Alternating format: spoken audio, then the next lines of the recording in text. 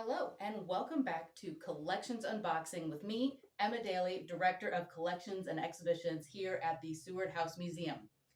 Have you ever been looking at an object so ubiquitous to our everyday lives and wondered how and when it came into existence?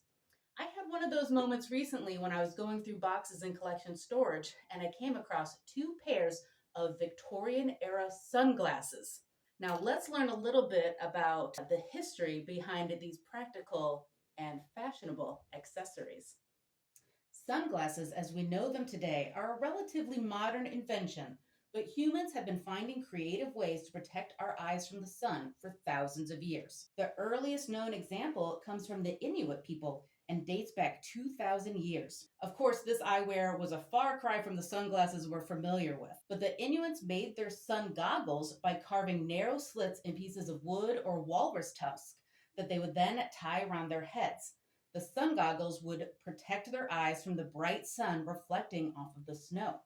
The next instance of so called sunglasses is an account by Roman writer and naturalist Pliny the Elder.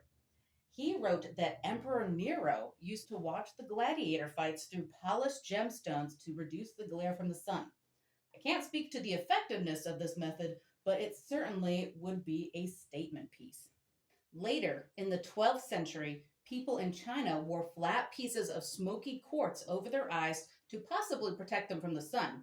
But it was more common for this particular eyewear to be worn by Chinese judges who used the quartz to help hide their facial expressions at trials. Now, it wasn't until the 18th century that we would see something resembling the sunglasses we know and love today.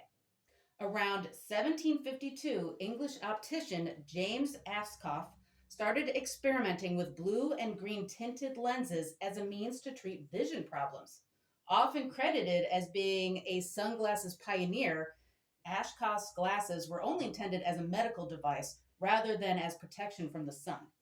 But we can see several references to tinted spectacles like the ones here in our collection throughout the 19th century, including several mentions in the works of Nathaniel Hawthorne and Edgar Allan Poe. There are also reports of these early sunglasses being worn by railway travelers and of soldiers during the American Civil War wearing shell spectacles to protect against sunlight on long marches. It really wasn't until the early 20th century that sunglasses became a widespread accessory. In 1929, Sam Foster introduced affordable, mass produced sunglasses. He first started selling his sunglasses to help protect beachgoers' eyes from the sun in Atlantic City under the name Foster Grant. Around the same time, famous Hollywood actresses started to wear large sunglasses to not only cover their faces when they wanted to go unnoticed, but the sunglasses also hid the fact that it was common for actors to have red eyes due to the bright lamps used in studios. Finally, sunglasses were an important tool for pilots during World War II thanks to Bausch& Lomb's anti-glare aviator-style sunglasses. Ray-Ban aviator sunglasses became popular with the celebrities and regular folks alike when they started to be sold to the public. And the rest is history, as they say. Now, regular sunglasses aren't going to protect you from the upcoming solar eclipse. However, if you would like to learn more about the cultural beliefs surrounding solar eclipses, you should join us for our next lunchtime lecture entitled Elements of Empyrean, which is going to be next door at the Equal Rights Heritage Center, April 5th at noon. So thank you for joining us this week for Collections Unboxing.